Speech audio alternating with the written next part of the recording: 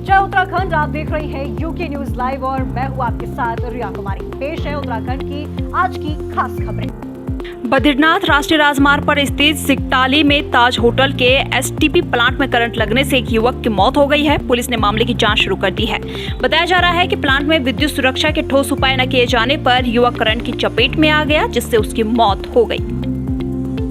पिछले 24 घंटे से लगातार हो रही मूसलाधार बारिश से तीर्थनगरी का जनजीवन अस्त व्यस्त हो गया है। भारी बारिश के कारण राम झूला, लक्ष्मण झूला, स्वर्ग आश्रम, ढालवाला, मुनि की रेती आदि क्षेत्र में लोगों के घरों में पानी घुस गया है, जिससे लोगों का लाखों रुपए का नुकसान हो गया है। स्वर्ग आश्रम क्षेत्र में एसटीपी प्लांट की दीवार गिरने से 3 बाबा उसमें दब गए, जिसमें 2 को तो पुलिस ने बचा लिया, लेकिन एक बाबा की मौत हो गई है। वहीं खरास्रोत नदी में पानी आने से नदी के किनारे बसे लोगों के मकान भी टूट गए हैं। भारी बारिश के चलते नीलकंठ, नरेंद्रनगर व बद्रीनाथ राष्ट्रीय राजमार्ग पर भारी भूस्खलन हुआ है, जिस कारण मार्ग बाधित हो रखा है। वहीं बारिश के कारण देहरादून एयरपोर्ट पर हवाई यातायात भी प्रभावित हुआ है। काशीपुर में उदयराज हिंदू इंटर कॉलेज के प्रेक्षागृह में 49वीं पुरुष और 41वीं महिला राष्ट्रीय पावर लिफ्टिंग चैंपियनशिप 2023 का शुभारंभ किया गया है। मुख्य अतिथि वरिष्ठ भाजपा नेता दीपक बाली और पूर्व सांसद केसी सिंह बाबा ने हनुमान जी की प्रतिमा के आगे दीप प्रज्वलन करने के उपरांत पावर लिफ्टिंग चैंपियनशिप का फीता काटकर उद्घाटन किया है। आपको बता दें कि चैंपियनशिप का आयोजन 8 अगस्त से 13 अगस्त तक चलेगा। 49वीं men 41 women national power lifting championship का आयोजन यहाँ पर किया जा रहा है। इसकी ओपनिंग अभी हुई है। एक बेहतरीन चैंपियनशिप है, राष्ट्रीय चैंपियनशिप है। यहाँ से जो जीतेगा उसका selection world power lifting championship जो कि लुधियाना में होगी। नमस्कार जी, मैं से रिप्रेजेंट करता हूँ। मैं यहाँ काशीपुर में सीनियर नेशनल चैंपियनशिप 49 मैन और 41 वुमेन चैंपियनशिप हो रही है। उसमें हम इंडियन रेलवे की तरफ से रिप्रेजेंट करेंगे। बहुत अच्छा यहाँ का इन्वायरमेंट लगा, सभी का सहयोग, सभी सामाजिक विचारधारा को देखते हुए, सभी मैनेजमेंट को देखते हुए हमें बहुत अच्छा लगा। और हम यही चाहते हैं, हम सबसे पहले तो थैंक्स बोलते हैं कि प्रशासन का जो पूर्वांचल फेडरेशन का है उसका तहे दिल से सहयोग किया उन्होंने तो हमें बहुत तहे दिल से शुक्रगुजार है उनका। और इसी तरह ही अच्छा मैनेजमेंट करते रहिए ताकि हम आने वाले टाइम में भी इस गेम को बरकरार रखें और हम अपनी तरफ से जितना होगा हम अपना बेस्ट देंगे। सरकार के सेवा, सुशासन और गरीब कल्याण कार्यक्रम के अंतर्गत प्रभु नेत्र चिकित्सालय रुद्रपुर की ओर से बहुआ खेड़ागंज के अंबेडकर पार्क में निःशुल्क चिकित्सा और प्रशासन की ओर से बहुउद्देशीय शिविर का आयोजन किया गया, जिसमें अल्पसंख्यक आयोग के उपाध्यक्ष मजहर नईम नवाब ने मुख्य अतिथि के रूप में शिरकत की। इस मौके पर पहली बार महुआ खेड़ागंज पहुंचने पर जनप्रतिनिधियों व आमजन ने उनका गर्मजोशी के साथ स्वागत किया। शिविर में अल्पसंख्यक आयोग उपाध्यक्ष मजहर नईम नवाब ने जनता की शिकायतें सुनी और अधिकांश समस्याओं का मौके पर ही निस्तारण किया। वहीं उन्होंने मौके पर समाधान न हो सकी समस्याओं के त्वरित समाधान के लिए अधिकारियों को निर्देश भी दिए। हमने समाज कल्याण का कैंप लगाया था। अल्पसंख्यक कल्याण निधि के तहत जो हमारी योजनाएं हैं उनका कैंप लगाया था। श्रम विभाग का था। प्रधानमंत्री कौशल विकास योजना के तहत जो योजनाएं हैं उनका कैंप लगाया था।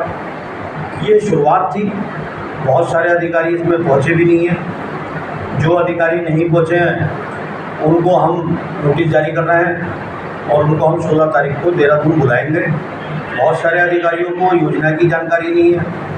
गांव में कम से कम प्रचार प्रसार होना चाहिए। जैसे हमारा तहसील दिवस होता है हर मंगलवार को, उस तहसील दिवस में संबंधित विभाग के अधिकारी बैठते हैं, तो श्रम विभाग के अधिकारियों के द्वारा ये बताना, ये भी नहीं पता उनको कितने हमारे लाभार्थी हैं। काशीपुर पुलिस टीम द्वारा थाना फतेहगंज मीरपुर बरेली निवासी अमरुद्दीन अंसारी को चेकिंग के दौरान ढेला पुल के पास पकड़ने के दौरान तलाशी लेने पर 502 ग्राम से अधिक स्मैक और बेची गई स्मैक के 15,000 रुपए नगद बरामद किए गए। पुलिस की गिरफ्त में आए अभियुक्त को NDPS एक्ट के अंतर्गत मुकदमा दर्ज करके जेल भेज दिया गया है। आज उत्तराखंड को नशा मुक्त बनाने में एक बहुत ही बेहतरीन सफलता हमें हासिल हुई है। काशीपुर पुलिस द्वारा अब तक का उत्तराखंड का इस साल का हाईएस्ट स्मैक रिकवरी हुआ। काशीपुर पुलिस द्वारा आज काशीपुर थाना क्षेत्र में 502 ग्राम स्मैक, जिसकी मार्केट वैल्यू 50 लाख से भी ऊपर है, 502 ग्राम अवैध स्मैक पकड़ते हुए एक अभियुक्त को जेल भेजा गया है। तो एक मेजर अभियुक्त, ये केवल अभियुक्त नहीं है, केवल छोटे लेवल का सप्लायर है, बहुत भारी लेवल का सप्लायर है। इस प्रकार भारी लेवल का सप्लायर को गिरफ्तारी किया गया है और स्मैक और नशा कारोबारियों का कमर तोड़ा गया है। इसमें एक बहुत अच्छी बात ये भी है क्योंकि 500 ग्राम स्मैक से हज़ारों परिवार नशे की चपेट में आ जाता है। उन परिवारों को नशे की चपेट में आने से बचाया गया है और यहाँ तक कार्रवाई नहीं रुकेगी। हमें जानकारी में आया है कि इसका मेन मास्टरमाइंड जो इस हमारा अमरुद्दीन अंसारी जो बरेली का रहने वाला है, आज जिस गिरफ्तार हुआ है, उसका मास्टरमाइंड जो मेन सप्लाई करता था वो है रेशमा। वो मूलतः यही के रहने वाली है। जब यहाँ की पुलिस बहुत कार्रवाई करी, आजकल बरेली में जाके रह रही है, तो ये इनामी है, पुलिस का इनामी है, कई थानों से वांटेड है, इनामी है। तो रेशमा इसमें मेन अभियुक्त है जो सप्लाई करती है। उनका नाम भी हमें उजागर किया है। रेशमा की बेटी उजमा, शाहनवाज की बीवी यामीन, शमीन, ये पूरा परिवार भारी मात्रा में आज बरेली में स्मैक का प्रोडक्शन करते हैं और तस्करी करते हैं और सप्लायर करते हैं थोक के बाद। तो इस प्रकार एक बड़ी लेवल का नेक्सस को हमने तोड़ा है, अंतर्राज्यीय ड्रग सप्लाई का एक नेक्सस को तोड़ा है। 500 ग्राम स्मैक उत्तराखंड स्टेट का इस साल का हाईएस्ट रिकवरी करा है स्मैक का, जो मार्केट कीमत लगभग 50 लाख से भी अधिक है। टीम को बहुत धन्यवाद। इसमें मोस्ट इम्पॉर्टेंट योगदान रहा है हमारा एसएसआई प्रदीप मिश्रा, मनोज रतूड़ी हमारा इंस्पेक्टर है, सीओ काशीपुर वंदना और अभय इनके नेतृत्व में हुआ है। बहुत बेहतरीन काम हुआ है। टीम को मेरी तरफ से बहुत बधाई और शुभकामनाएं और 2000 रुपये का मैं कैश रिवार्ड का भी घोषणा करता हूं। और बात यही नहीं रुकेगी और इसमें हम जो है सेक्शन 58 एनडीपीएस एक्ट के तहत हम इन्वेस्टिगेशन करेंगे। एनडीपीएस एक्ट में प्रावधान है, तो ये सारे तस्कर जो है इन लोगों के अवैध संपत्तियों को हम चिन्हित करेंगे और आवश्यक माध्यम के जरिए प्रॉपर नियमानुसार हम जो है इन सभी संपत्तियों को जब्तीकरण भी करेंगे और संपत्ति ध्वस्तीकरण भी करेंगे। सर, बात करें तो रेशमा की काशीपुर में मंगलवार की रात्रि को लगभग 3 बजे के करीब तुमरिया डैम से पानी छोड़े जाने के कारण काशीपुर के नेशनल हाईवे पर ढेला पुल का कुछ हिस्सा टूट गया, जिसकी जानकारी प्रशासन को मिलते ही मौके पर पहुंच गए और यातायात व्यवस्था को संभाल लिया गया। जिले के कप्तान मंजूनाथ टीसी ने भी नेशनल हाईवे 74 पर ढेला पुल का जायजा लिया और पुलिस अधिकारी को निर्देश दिए कि बारिश के चलते होने वाली घटनाओं को ध्यान में रखा जाए। कल रात को पूरे कुमाऊं क्षेत्र में अलर्ट भी था और भारी बारिश हुआ है। हम सबको पता है कि हल्द्वानी और रामनगर हर जगह पे रोडों में लेके हर जगह बहुत ज़्यादा भारी वर्षा हुआ है, मतलब बहुत ज़्यादा, मतलब रोडों में बहुत ज़्यादा पानी भरा है। तुमड़िया डैम जो होता है यहाँ पीछे, तुमड़िया डैम पे इस आपातकालीन स्थिति के तहत पानी की बहुत ज़्यादा जलस्तर बढ़ने की वजह से तुमड़िया डैम को ओपन कर लिया गया। जब तुमड़िया डैम को ओपन कर लिया गया कि अपेक्षित से भी बहुत ज़्यादा पानी जब बहा, तो ये जो पुल है हमारा ढेला पुल है, ढेला पुल का जो बैक साइड में जो आउटसाइड इलाके में ही पानी बह गया, उसने अंडर कटिंग करते हुए इस पुल के पीछे से आ गया पानी। तो इसके वजह से वहाँ के सारा जो पुल का स्ट्रक्चर है उसके पीछे से जब पानी आ जाता है तो पुल जो है क्षतिग्रस्त हो गया और वो धंस गया है नीचे। उत्तराखंड एसटीएफ व उधम सिंह नगर पुलिस ने एक ज्वाइंट ऑपरेशन के दौरान वाजपुर के एक घर से हथियारों की फैक्ट्री का भंडाफोड़ किया है, जिसमें 6 सेमी ऑटोमेटिक पिस्टल, तमंचे, कारतूस, मैगजीन, निर्मित व अर्धनिर्मित हथियार व हथियार बनाने के उपकरण बरामद किए गए हैं। गिरफ्तार अभियुक्तों के खिलाफ आर्म एक्ट की धाराओं में मुकदमा पंजीकृत कर लिया गया है। वहीं एसटीएफ और थाना कुंडा पुलिस टीम को इस बड़ी कामयाबी के लिए 2000 के इनाम की घोषणा की गई है। हमारा पास निर्देश रहता है कि अपराध मुक्त उत्तराखंड बनाना है। इसी क्रम में अपराध मुक्त उत्तराखंड बनाने के दिशा में डीजीपी महोदय और आईजी महोदय के निर्देश में आज कुंडा पुलिस और एसटीएफ की संयुक्त टीम द्वारा बहुत ही बेहतरीन कार्रवाई हुआ है, जहां पर कुंडा पुलिस और एसटीएफ की कंबाइंड टीम द्वारा बाजपुर थाना क्षेत्र में अवैध असलाहों का बहुत बड़ा जखीरा और अवैध असलाहों का बड़ा फैक्ट्री का भांडाफोड़ हुआ है और कुल मिला के 2 अभियुक्तों की गिरफ्तारी हुई है। मैं आपको बताना चाहूँगा कि एसटीएफ का एक इनपुट था जो परस्यू कर रहे थे, तो कारणवशात उसके बाद जो है एक आदमी को ट्रेस आउट करके गिरफ्तार करने के लिए हमारा कुंडा पुलिस के पास आए। तो कुंडा पुलिस में जब ये इनपुट मिला तो हमारा कांस्टेबल त्रिलोक सिंह है, तो कांस्टेबल त्रिलोक सिंह को ये टास्क सौंपा गया कि एक व्यक्ति को ट्रेस करना है, संदिग्ध है और इसके पास बहुत असलहे मिलेंगे करके और लगातार अवैध असला लेके घूमता है। तो वो आदमी जैसे ही ट्रेस आउट हो गया कल देर शाम को, तो त्रिलोक सिंह ने अपने जान की परवाह ना करते हुए तमंचा दिखाते हुए भी, तमंचा था उसके पास, उसके बावजूद भी जान पर खेलते हुए उसके जाकर टैकल करके उसको तत्काल जो है घेर घोट के पकड़ लिया गया। मंडल मुख्यालय पौड़ी की निगरानी करने के लिए 48 सीसीटीवी कैमरे और लगाए जा रहे हैं, जिनकी संख्या शहर में बढ़कर अब 60 हो गई है। वरिष्ठ पुलिस अधीक्षक श्वेता चौबे ने जानकारी देते हुए बताया कि integrated hi tech control room Pauri मुख्यालय में खोला जाएगा, जिससे पौड़ी के अलावा कोटद्वार, लक्ष्मण झूला, श्रीनगर के सीसीटीवी कैमरों की निगरानी भी की जाएगी। स्मार्ट पुलिसिंग के तहत पूरा जो हमारा पौड़ी का क्षेत्र है, शहर क्षेत्र है, उसमें हम लोगों के द्वारा लगभग 48 कैमरे जो हैं वो लगाए जा रहे हैं। मुख्य स्थान जो हमारा एंट्री पॉइंट है, एग्ज़िट पॉइंट है, उसके अलावा जो हमारा मार्केट एरिया है, उन सब जगहों को कवर किया जा रहा है इन कैमरों के द्वारा। और उसके अलावा हमारे पुराने भी जो लगभग 10 कैमरे फंक्शनल थे, तो लगभग जो है 60 के करीब कैमरे जो हैं वो पूरे पौड़ी शहर को कवर करेंगे।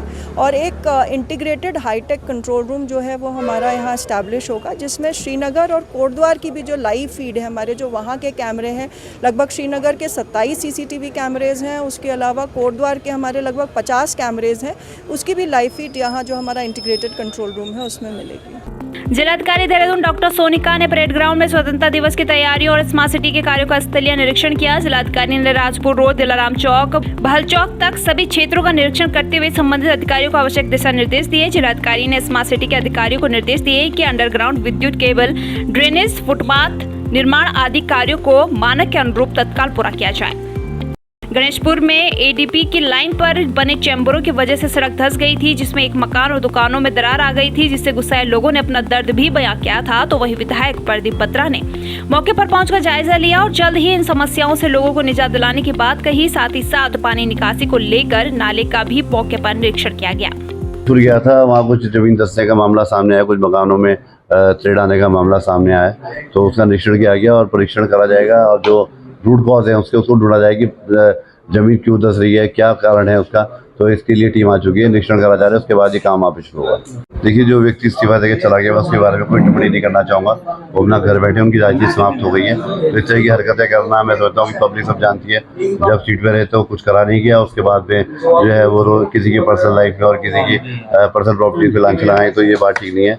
समाज को बांटने का काम जो लोग करते हैं, समाज उन्हें जवाब देता है और देश आगे बढ़ रहा है। समाज को जोड़ने का काम करें, अच्छे कार्य करें, रुड़की शहर की समस्याओं को उठाएं, उजागर करें, लोगों से मिलें।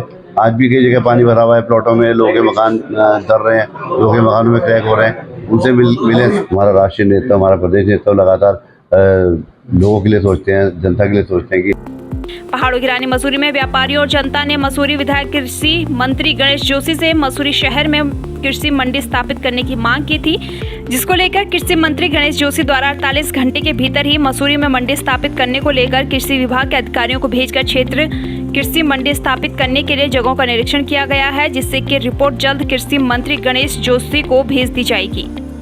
यहाँ पे माननीय मंत्री जी के माध्यम से यहाँ जो जनप्रतिनिधि हैं और यहाँ पे जो भी है उनके द्वारा एक जो है माननीय मंत्री जी से मंडी स्थल खोले जाने का जो है एक आवेदन किया गया था। उसी के सिलसिले में हमारी टीम यहाँ पर आई है, जो क्षेत्रीय टीम हमारी आई है और हमने यहाँ पे जो भी हमारे जनप्रतिनिधि थे उनके साथ जो है 2-3 जगह का विजिट किया है। मुख्य उत्पादक क्षेत्र है जौनपुर, नैनीताल, डामटा, वो मसूरी के क्षेत्र से होके जाता है और हमारा भी मानना है कि इस क्षेत्र के काश्तकार अधिक से अधिक लाभान्वित हों। यहाँ पे अगर उनको मंडी की सुविधाएं मिल पाती हैं तो उनको ट्रांसपोर्टेशन कॉस्ट भी बचेगी और उनके लिए थोड़ी आसानी भी होगी। तो यही सब विचार करके हम लोग यहाँ पे आए हैं। 2 दिन पूर्व माननीय मंत्री जी का तहसील का दर्जा होने पर स्वागत किया गया था। जब उन्होंने स्वागत किया तो हमारे जो मसूरी के कार्यकर्ता थे, भाजपा मंडल के शहरवासी और अगल बगल के गाँव वाले लोग उनसे प्रतिनिधि मिले। उन्होंने रिक्वेस्ट करी माननीय मंत्री जी से कि एक अगर कृषि विभाग की तरफ से अगर मंडी समिति मसूरी में खुल जाए तो उसमें आसपास के स्थानीय लोगों को, आसपास के जो गांव के लोग हैं वो अपना माल लाएं, बेचें मंडी में और उसका लाभ समस्त समाज को मिले। तो उसके तहत जब माननीय मंत्री जी से रिक्वेस्ट करी थी तो माननीय मंत्री जी ने तुरंत 48 घंटे के अंदर अपने विभाग के उच्च अधिकारी यहाँ भेजे। उनको हमने जो है मसूरी में संभावित जो क्षेत्र थे, संभावित जगह दिखाई, जैसे जिस जगह पर हम खड़े हैं ये आपका क्रिकेट का पार्किंग का क्षेत्र था। ये एक प्रपोजल माननीय मंत्री जी को हमने दिया कि अगर तहसील कुछ हिस्से में तहसील खुल जाए और कुछ हिस्से में मंडी समिति खुल जाए तो उसके तहत हमने ये दिखाया।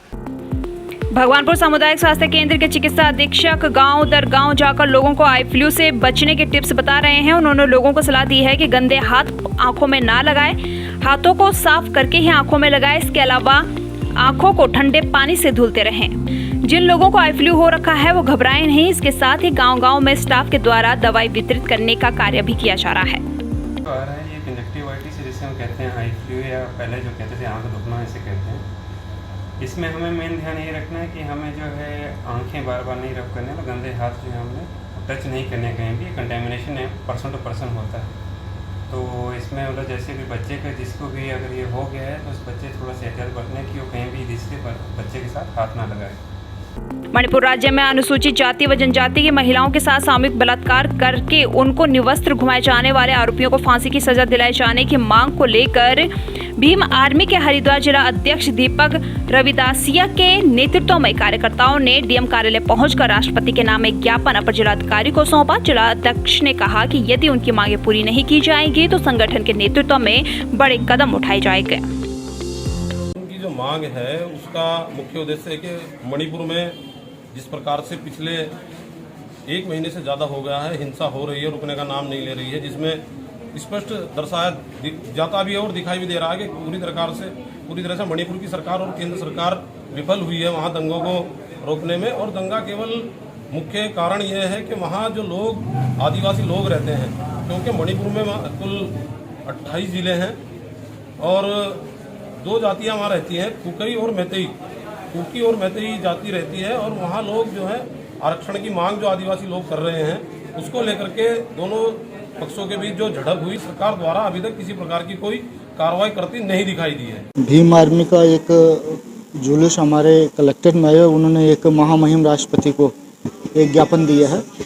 हम उत्तराखंड शासन के माध्यम से जो शिकायतें हैं, जो मांग है, उसका ये ज्ञापन हम महामहिम राष्ट्रपति को उत्तराखंड शासन के माध्यम से भिजवा देंगे। क्या मांगे रखी है? कि मणिपुर की जो घटना और इसी प्रकार की देश की अन्य जगहों जो घटना घटित हो रही हैं, इस प्रकार की घटना की इनके द्वारा निंदा की गई है और इन घटनाओं की पुनरावृत्ति को रोकने के लिए जो है मांग की गई। भारतीय किसान यूनियन क्रांति संगठन से जुड़े किसान अपनी 3 सूत्रीय मांगों का ज्ञापन रोशनाबाद कलेक्ट्रेट भवन देने पहुंचे, जहां पुलिस द्वारा उन्हें कलेक्ट्रेट में अंदर जाने से रोक दिया गया। किसानों का कहना है कि विगत दिनों देहरादून में मुख्यमंत्री के साथ एक वार्ता कर उन्हें अल्टीमेटम दिया गया था कि अगर 9 अगस्त जनपद हरिद्वार को बाढ़ क्षेत्र घोषित नहीं किया गया तो किसान एक बड़ा आंदोलन करेंगे। अल्टीमेटम पर कोई कार्रवाई नहीं की गई है, जिसके चलते आज एक ज्ञापन जिलाधिकारी से मिलकर उन्हें सौंपने के लिए भारतीय किसान यूनियन क्रांति के किसान रोशनाबाद कलेक्ट्रेट पहुंचे हैं। जी, क्या नाम है आपका? विकास सिंह शहरी, राष्ट्रीय अध्यक्ष भारतीय किसान यूनियन क्रांति एनआर। अध्यक्ष जी, बिहार में जिस तरह से अधिकारियों और कर्मचारियों का जो उत्पीड़न बढ़ता जा रहा है, आज बिल्कुल पानी जो है नाक से ऊपर जा चुका है।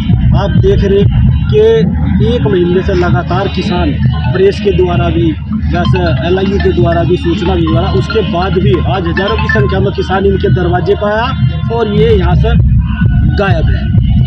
अमूमन 20-25 दिन पहले हमारे राष्ट्रीय अध्यक्ष महोदय ने देहरादून में एक प्रेस करके एक अल्टीमेटम दिया था कि 9 तारीख को जिलाधिकारी, अगर ये 5 तारीख तक जिला हरिद्वार को 5 तारीख तक आपदा घोषित नहीं किया जाता, क्योंकि बहुत नुकसान है बारिशों से, सड़कों का, फसलों का, फसलें तबाह हो चुकी हैं हमारी सब।